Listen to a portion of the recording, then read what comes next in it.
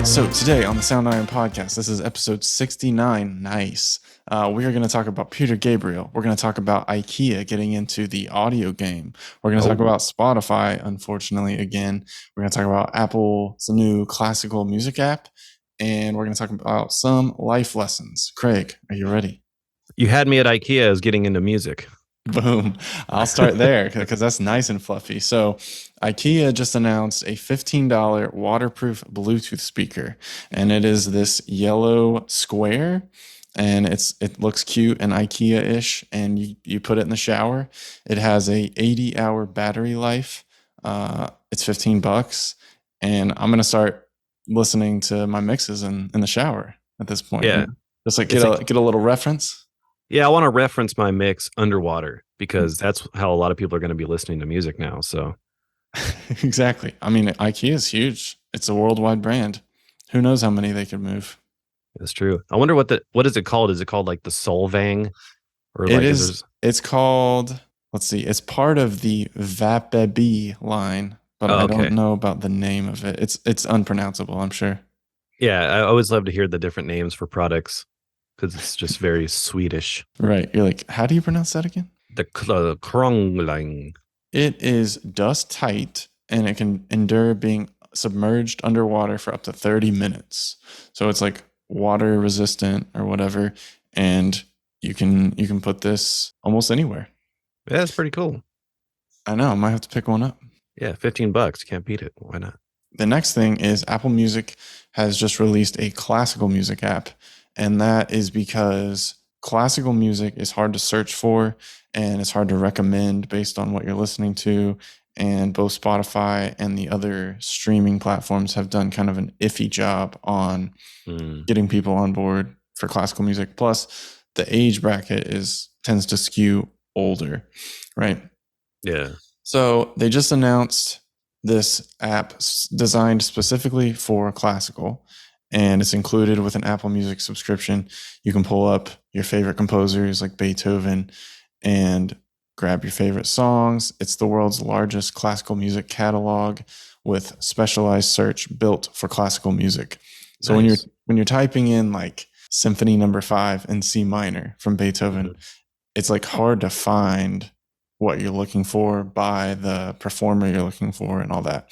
So this will be interesting to check out. It says the highest audio quality. You've got up to 192 kilohertz, 24-bit, high-res, lossless, and hear classical favorites like never before in spatial audio with 0 ads. Interesting. Yeah, because sometimes when I would look for certain classical pieces, it would be hard to find like the original one because there would just be like all these other orchestras that are, covering these pieces or whatever. Exactly. There's so many covers. Yeah. I'm like, I want to hear like the original version of this, but it'll be like, oh, like this piece by whatever orchestra conducted by so-and-so. And I'm like, it's not what I want. Yeah. I feel like YouTube is a better place for that than a lot of the streaming platforms. Like I'll search like YouTube performances or YouTube playlists and usually get better results, but there is just a sea of music out there, so it's hard to sift through it. Oh yeah, it ain't getting any easier. But at least Apple's trying to, help us out a little bit. Yeah. The next thing is Peter Gabriel on music and AI. And he got interviewed by Music Radar, and he says, I think you do better if you work with a powerful new tool than just grumble or pretend it doesn't exist. So they asked him about AI tools like for music, and he said he's resigned to the fact that artificial intelligence is going to shake up the music industry and suggests that resistance is futile. He says, it's coming. We're only just building it. We have no idea what it's going to achieve. I can't think of anyone whose job couldn't be done better by AI in 10 years' time. He says, when I drive down to the studio in my Tesla, the Tesla is doing a lot of the driving for me, but I'm still keeping my hands on the wheel. The same is going to happen more in any process, including creativity. With some of the AI, half the artists want to play with it and half want to shut it down. But I think you do better if you work with a powerful new tool than just grumble or pretend it doesn't exist. So he talks about how he's using it on his new album. So this is actually just a press release for his new album. Brilliant, right? But I wanted to ask you if you're using AI at all with your work, like copywriting or music tools. Yeah, like I've found ChatGPT pretty useful, especially for just kind of quickly getting like ideas. Like Yeah. especially if you're doing stuff with ad copy or not even just ad copy, like coming up with titles for a video, like oh, I have this title for a video idea. Then I'll like put it in like, oh, like can you give me variations of this? Mm-hmm. And like asking questions. Cause like I'm not like a ChatGPT power user or nothing, but like I just kind Yeah. of use it for like, just like experimenting. Like if I have an idea, like, oh, like what if I tried asking this or that sort of thing? Or like it's cool too, especially if you do have like a certain amount of ad copy and you want to like format it for Twitter or something like that. Mm-hmm. And because Twitter has like limited characters versus like Facebook or something like that. So you can be like, oh, like can you give me this with like, this ad copy, a variation that fits within like 150 characters or something.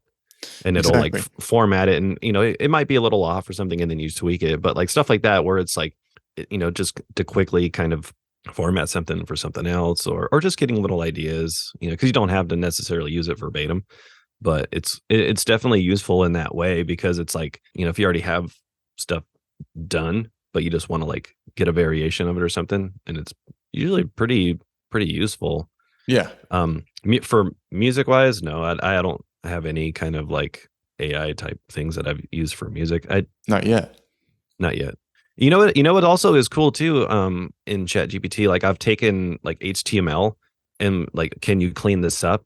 And it'll like Oh, get nice. rid of a bunch of like stuff that's maybe like over time, if you've like duplicated certain HTML for, like a blog or something, you can like clean it up and then like tweak it. So I've done stuff like that because like over time things might get a little like messy or something like that. So Right.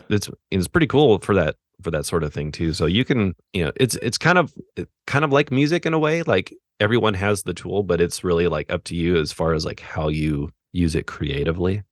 My thing is like it's very good at giving you something to start with, and then you can Mhm. refine it further from there. So it's almost like a co-pilot. Like it drives you to the beginning of where to start, and it gets you kind of the rough foundation, and then you can come in and like clean up parts, delete incorrect parts, and be the actual expert and make it artistic or interesting or whatever. But it's nice to have something so you're not just staring at a blank page. Yeah, it's just kind of like riffing with it sort of thing, but it's just you're doing it by yourself. But yeah, it's pretty cool. Like I mean, at first I was like not really sure how this works. Like I know everyone's talking about this thing, but like I don't. I remember you were giving me some tips and how to use it and stuff too. So, but yeah, it's definitely pretty cool. I don't see it taking over jobs or anything, because yeah, it's like it's just going to be like who knows how to like, it's like the whole mid journey thing, like who knows how to prompt better, asking the right questions kind of thing. Yeah, that is definitely helpful to know what to plug in there. One way that I use sort of AI is with Ozone's mastering assistant, Oh like yeah. the isotope stuff. Hmm. And I really like getting it. It's the same thing with that. You get a rough suggestion, rough mix from the mastering assistant, and then you can kind of tweak it from there. You can see the EQ curve and adjust, or the dynamic EQ or the Hmm. maximizer. And you're like, all right, that's way too loud, or I actually don't want those highs in there, whatever.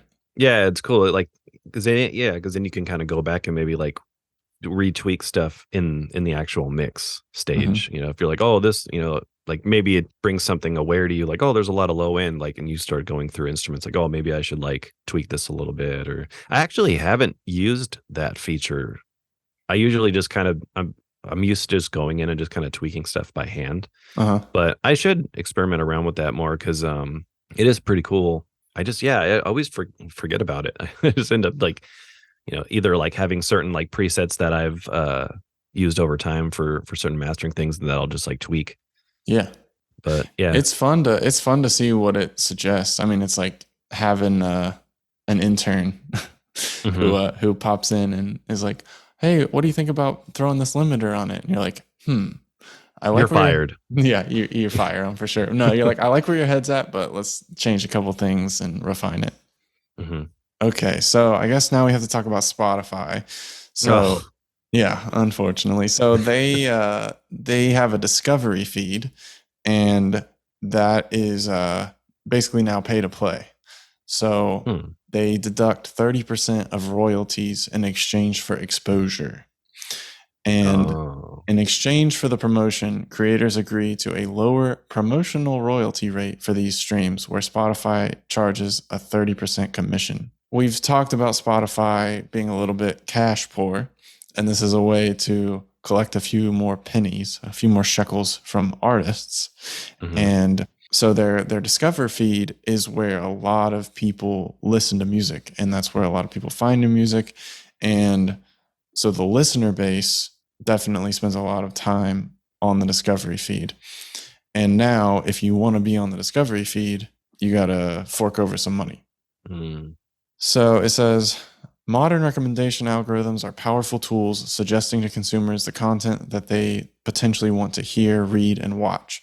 Spotify's algorithm may be useful to its users, but the company is now facing a new wave of criticism from artists after reports that it cuts royalty rates if a song is found by a user on the discovery feed. Discovery could still prove a useful tool for artists and record labels. It makes use of Spotify's algorithm to potentially pull in more listens from new users, which in turn increases an artist's exposure.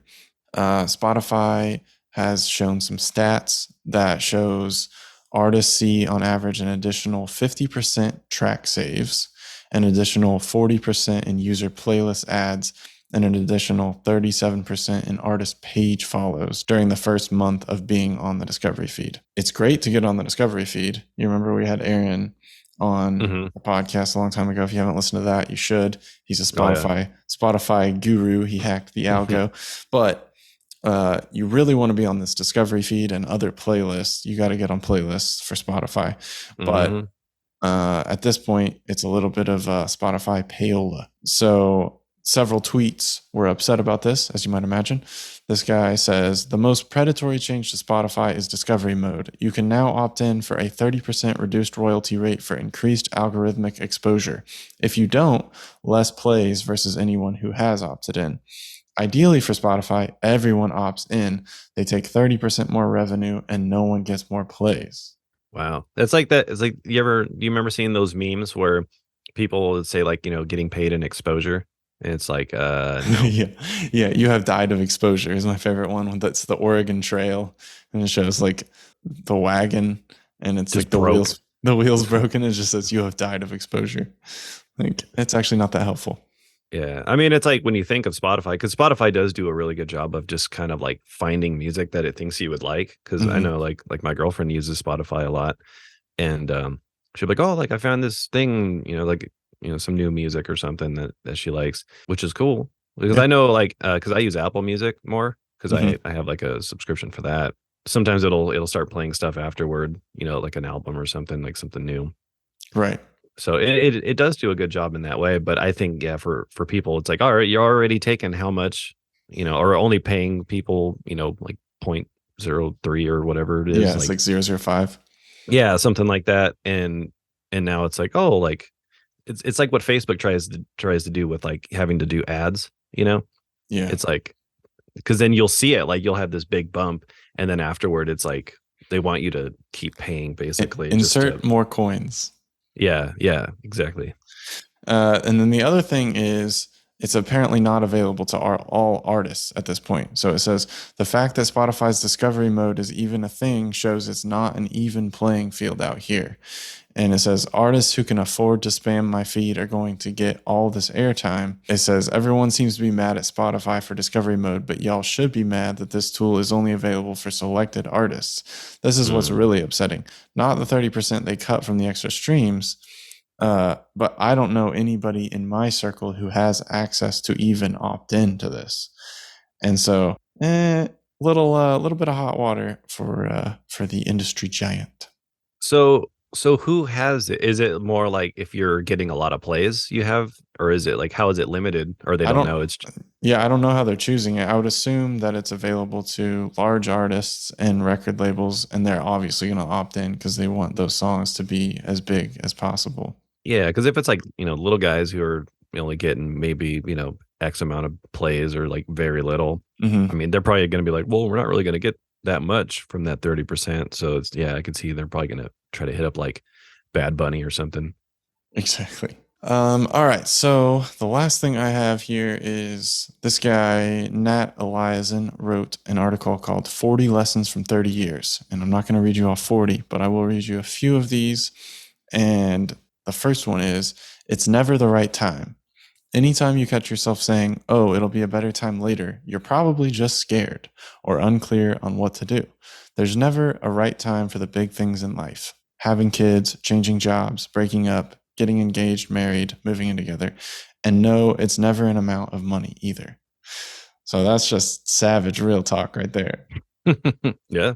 He says, bad things happen fast, good things happen slowly. And Steven Pinker, one of my favorite authors, educators, he talks about how like human progress is slowly going up over time, and like there's never been a better time to be alive in history if you zoom out.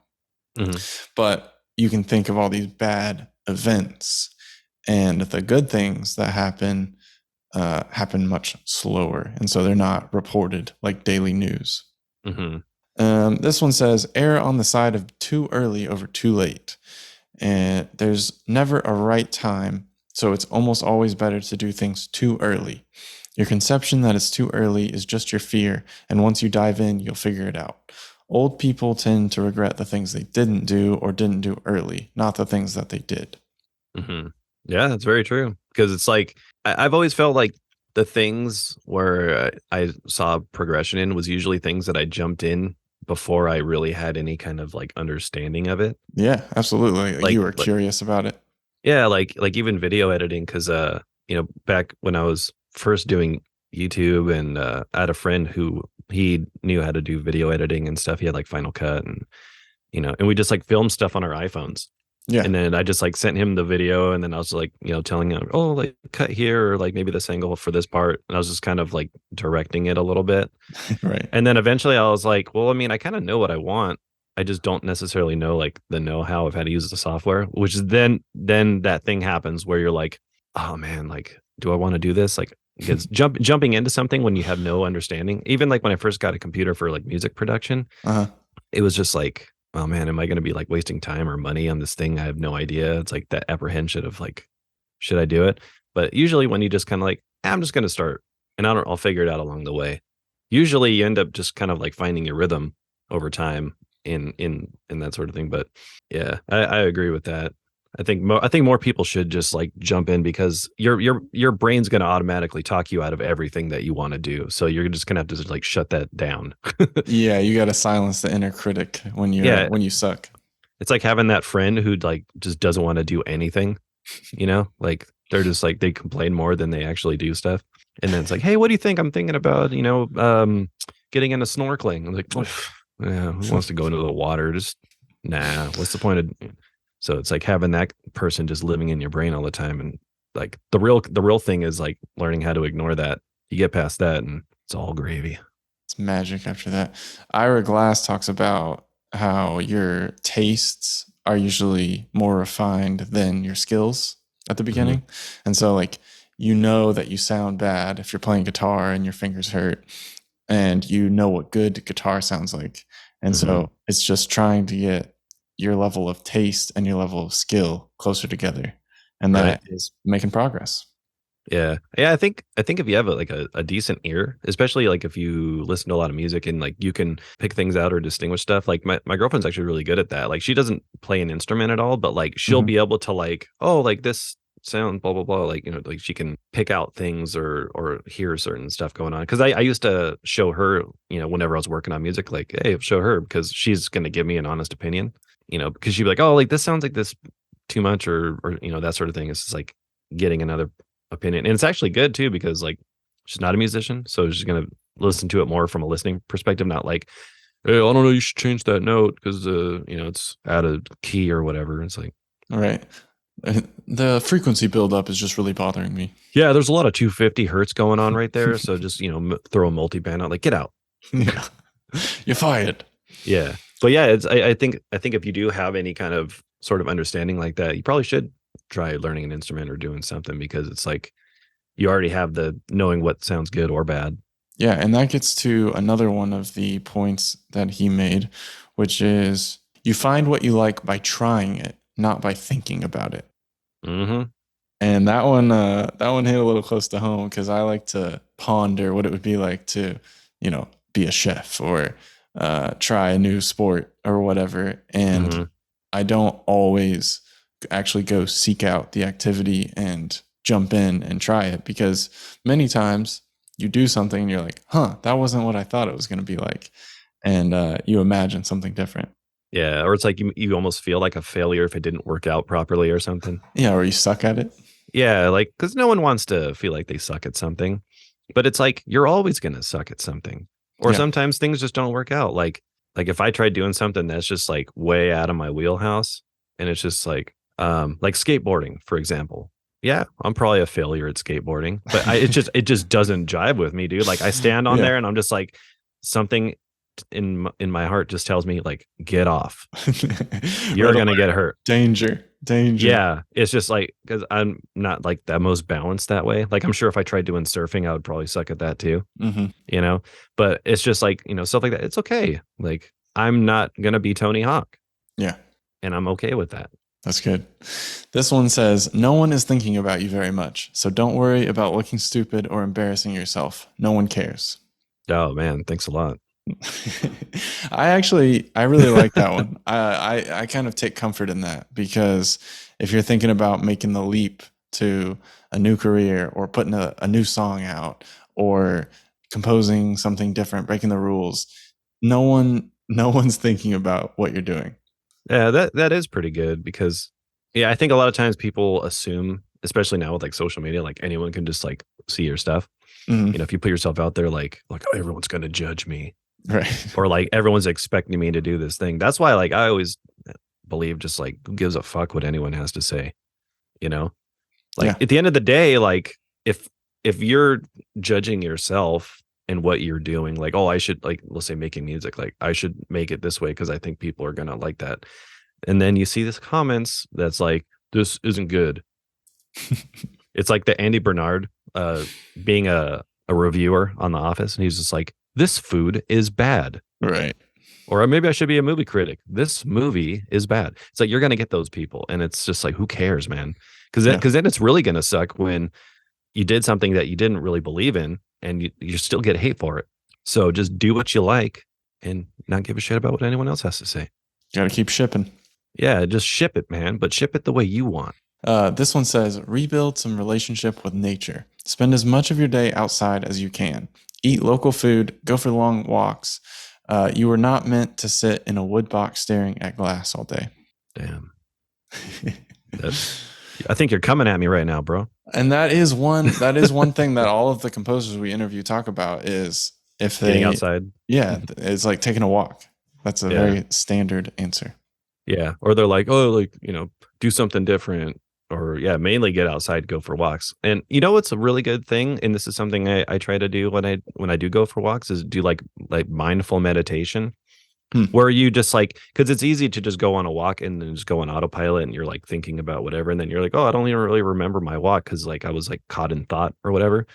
But like try to like look around and observe stuff and be like kind of like putting focus on the stuff you see, like, oh, like look at the trees or what's, that going on. Like just being aware of your surroundings the entire time and not being caught up in thought. And I think that's really good because it kind of makes you a little bit more like you're there doing the thing.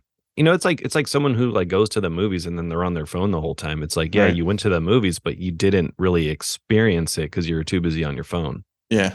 Or that sort of thing, or just getting caught in thought, like being like more like In the moment. In the moment, exactly. Something I thought, not to make this up, something I read the other day that stuck with me is that the human memory is like a zip file. It's compressed. And in order to make new memories that you'll actually remember 10 years from now, you got to shake things up and do some different stuff. If you just like relive the same groundhog style day over and over again, it just turns to mush. Like if I say, what'd you have for breakfast 2 weeks ago? You're like, I don't know. They're just like, oh, I had some bread. Yeah. Because I eat bread every day.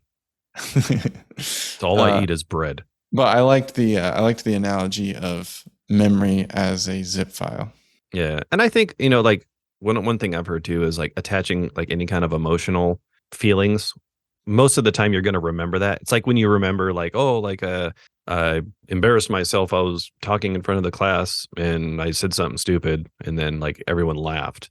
And then you had Sure. that feeling of like feeling like crap or something. And it's like that memory is going to stick with you or like, Yeah. or any kind of, thing like that or like a great time. It's like, oh man, I felt like I was really happy and like we were all hanging out and it was just really cool and like those things will stick with you. It's like if you're just kind of going through like a Groundhog Day style and there's just like no feeling toward it, it's just like you just kind of going through the motions or whatever, and that's when things just kind of like days kind of blur together because there's no real like you got to do stuff to like switch it up. Exactly. The last one is you only need to make a few great decisions per year. You only need to get a few big things right each year and follow through on them. Your life will be shaped by surprisingly few big choices. So I think that's easier in retrospect. Like looking back, it's like, okay, well, I made a really large choice to try this thing or start this thing, and that shaped the rest of the year and the rest of several years. Yeah, that's like where I'm at right now with like fitness and health and stuff. It's like I'll have moments where like I'm like super invested, and then I'll kind of like back up a little bit, and it's like kind of making excuses for some things, like the weather's been kind of crappy, and Sure. I've been like trying to get up early to like go to the gym. It's like, oh man, do I really want to get up at 5 a.m. and get in my car? It's raining out, Right. you know. But it's like that David Goggins thing. He's like, gotta say like, there ain't no better time to do something than right now. Like don't be a bitch. Get up and go get on the damn treadmill. Yeah. And it's like you almost have to be like your own drill sergeant in a way because it's like it's very easy to just like hit the snooze button on everything. But Then it like never gets done. yeah, exactly. So like I know that's like one of my things, like one of my decisions that I need to like really be invested in because I know it's gonna pay off. Hmm. And it's like like how it is. Like you start doing it and you're consistent about it, and then you're like, man, I feel good. Like, you see progress and not only just like physically, but like how you feel and all that kind of thing. And it's just like no one says like, I'm not gonna shower for like the next couple weeks or eat, like you're always going to. So it's like you have to like put it in a way to where this is just part of my day. And Yeah. that's it's just finding that consistency and making it a habit versus just like, oh, this is something I have to do and like Totally agree. Let's talk about the store-wide sale that we're doing right now. oh yeah. We've got the spring store-wide sale at soundiron.com. Tons of things are 40% off. It's a great time to pick up a library like Sonosphere's One Distance or Ax Machina or Ex Quadro. Machina. Ax Ex Machina. Ex Machina. Ancient Greek series. There's so many libraries. We have, do you know what the count is at the moment? I think it's like over 200 at this point. It's hard to keep track. 400. There's 400 libraries. No. Well, yeah, I mean, it's like the cool thing is like it's everything from orchestral, strings, brass, choirs to, unique percussion or solo vocals, pianos and organs. We got a lot of those, We do. you know. Yeah, you can Lots. get a steel water bottle sampled or a ruler, like an elementary school ruler, or you can go super ambient, do like holy ambiances, orchestral pads. The sky's the limit. Yeah. And we ain't stopping. So there's only more to come. But as of right now, you can get it for 40% off. It's beautiful. And with that, we will move to the recommendation section. So my first thing to recommend are two free plugins from Green Oak Software. One is called the Tungsten, and one is called the Cesium. And Tungsten is delay effect with a twist. It is a textured delay effect. It has sound design built in to add ambience with texture and color. You can use it to create heavenly echoes, dense reflections, or mysterious drones. And it looks really, the GUI is like steampunk. It's Okay. it's pretty cool. And then Cesium as a chorus effect. So you can produce sounds that range from luscious stereo to exotic flanging to bizarre spatial effects. Use it to add motion and depth. Interesting. I think you sold me on it. Dude, I mean, it's free. Free 99. Free 99. I've also been traveling, and so I've watched some movies. I think the movie that I would recommend most would be A Quiet Place, which is not a new movie, but really liked the concept in that one and the tension building and how they used sound or the lack thereof. Yeah, I remember seeing that one a while back. I still need to watch the second one. I think that one's been out for a little while now. Yeah, 2017, 2018. Yeah. The newest movie I watched was Banshees of Inisherin. Have you seen that? Mm-mm. Have you seen In Bruges? Mm-mm. Okay. So it's Colin Farrell and Brendan Gleeson, and they're just two Irish lads. And if you like Irish humor, that super dry, back and forth banter, it's pretty fun.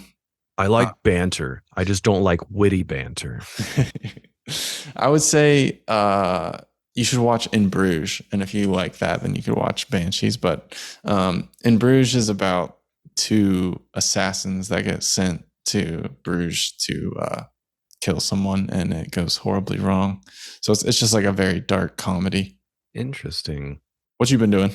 Oh man, I've just been binging like old shows. Well, new shows and old shows. I've been watching a lot of Next Level Chef. I haven't seen that. Yeah, it's this show. It's a Gordon Ramsay cooking competition show. One of his, like, I don't know, 20 different shows that he's done. Yeah. And it's cool. Like there's like 3 different levels. So like the bottom one's like the basement, which is like kind of a rinky kitchen. They don't have the greatest tools. Stuff doesn't work as properly as it should. And then there's like a mid level where it's like better, but it's got like really shitty lighting and it's like better equipment, you know.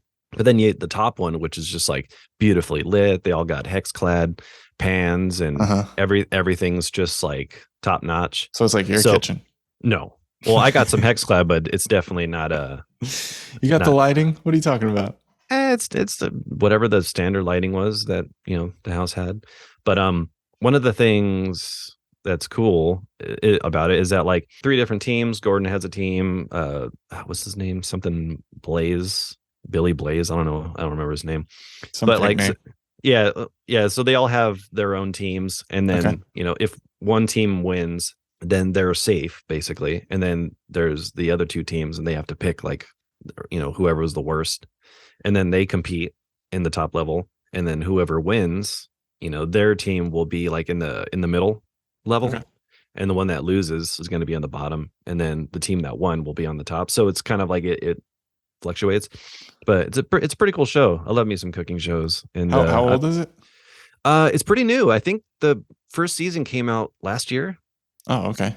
Maybe a little before. Maybe it was like 2021 or something. Because I remember we were like waiting for the new season, and it's been like it's happening right now actually. So like each week there's new episodes and stuff. The other show that we've been binging is Bar Rescue. Okay, I have heard of that one. Yeah, it's an old show. It's got like a bunch of seasons. They actually filmed some stuff out around here recently, some bar, which is pretty cool.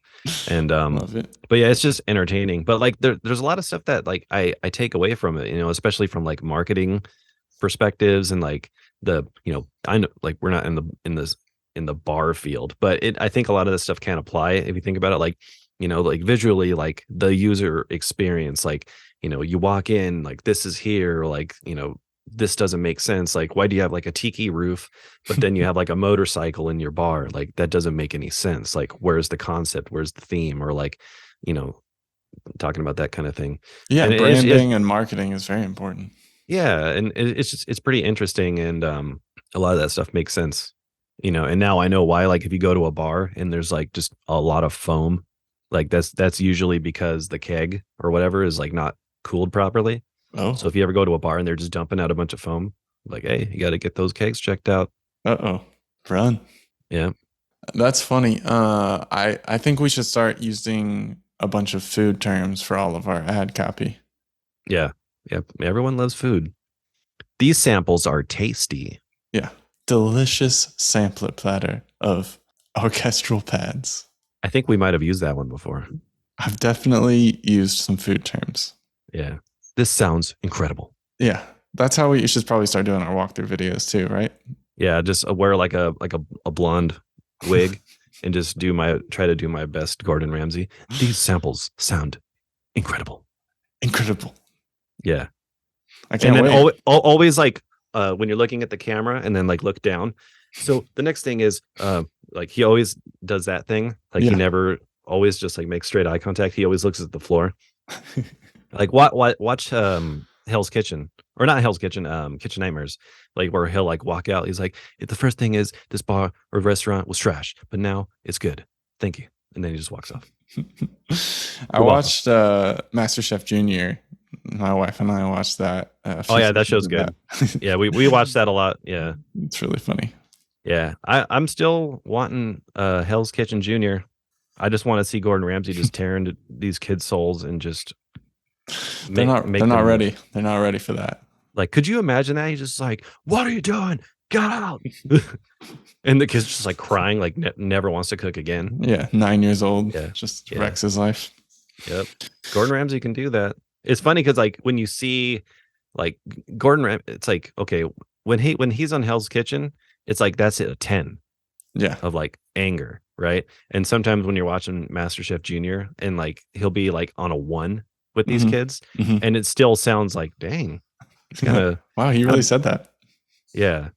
Or then you have like the other guy, the bald dude, yeah, the Italian guy, and he's like, "Do you really think you did the best job you could have with this?" And there's like, ooh. Yeah, just like a stern dad. Like, just did this turn out the way that you expected? And the kid's just like, yeah. It's like a mean uncle. Yeah. You burnt the risotto. Get out. All right. So if you're still listening, we appreciate you. Please like and subscribe. Leave a review as long as it's a positive review. And check out our Storewide sale. 40% off all of our products. You can listen to other episodes to hear what our favorite products are or what we recommend you check out. But until next time, Mr. Craig, I will catch you next week. Incredible. Extraordinary.